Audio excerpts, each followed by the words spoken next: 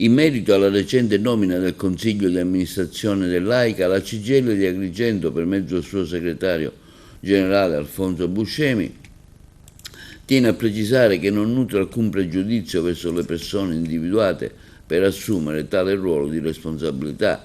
Tuttavia riteniamo doveroso richiamare l'attenzione dell'opinione pubblica e delle istituzioni su alcuni nodi strutturali che, se non affrontati con chiarezza e determinazione, renderanno vano ogni tentativo di risanamento e rilancio della società consortile.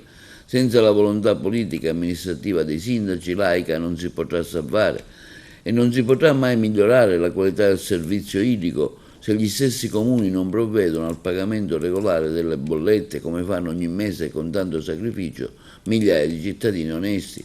Questo comportamento mina alla radice la sostenibilità economica della gestione pubblica del servizio e rappresenta un evidente paradosso. Come si può pretendere efficienza se i primi a non rispettare le regole sono proprio gli enti soci?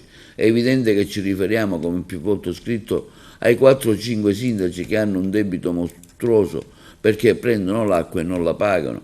A questo si aggiunge l'inerzia inaccettabile della regione siciliana, che da oltre 60 anni non ha messo in campo un piano strutturato e organico per affrontare la crisi idrica. L'unico intervento recentemente ventilato dalla Protezione Civile è l'invito ai sindaci a cercare nuovi pozzi. Suona come una veppa. Servono investimenti, non appelli generici e privi di efficacia. Anche il dissalatore di Porto Empedocle, richiesto a gran voce dalla città, non può essere considerato una soluzione definitiva, ma soltanto un tampone dettato dall'urgenza e dalla disperazione. Il cuore del problema, continua la nota stampa della CGIL, resta l'obsolescenza della rete idrica, che perde oltre il 50% dell'acqua immessa e che necessita interventi radicali e strutturati non solo ad Agrigento città, ma in tutta la provincia. È un fatto positivo che siano finalmente iniziati i lavori di ammodernamento della rete idrica, ma vogliamo ribadire con forza che occorre vigilanza e trasparenza. La presenza della magistratura, che ha avviato verifiche sugli appalti, è un fatto che salutiamo positivamente. Ci auguriamo che serva a impedire le solite furbate italiane con lavori che iniziano per poi fermarsi, con conseguente lievitazione dei costi.